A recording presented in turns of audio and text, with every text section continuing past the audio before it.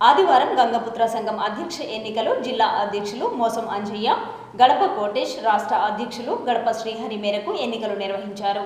గంగపుత్ర సంఘం అధ్యక్షునిగా రావులపల్లి కిషన్ రావు 65 ఓట్లతో, ప్రత్యర్థి ముద్రగడ నవీన్ కుమార్ మీద 12 ఓట్ల మెజారిటీతో గెలుపొందారు. నూతనంగా ఎన్నికైన అధ్యక్షులు క్రింది విధంగా తన కార్యవర్గాన్ని ఎన్నుకున్నారు.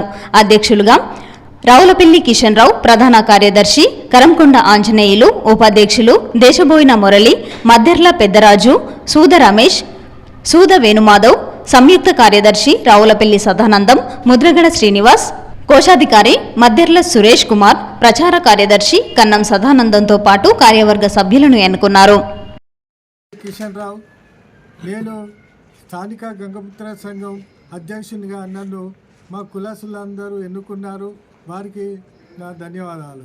ముఖ్యంగా ఇక్కడ ఏంటంటే మా సంఘం పూర్తిగా అసంతృప్తిగా మిగిలిపోయింది. దాని గురించి నా శాయశక్తుల కొట్లాటాను ఇంతకుముందు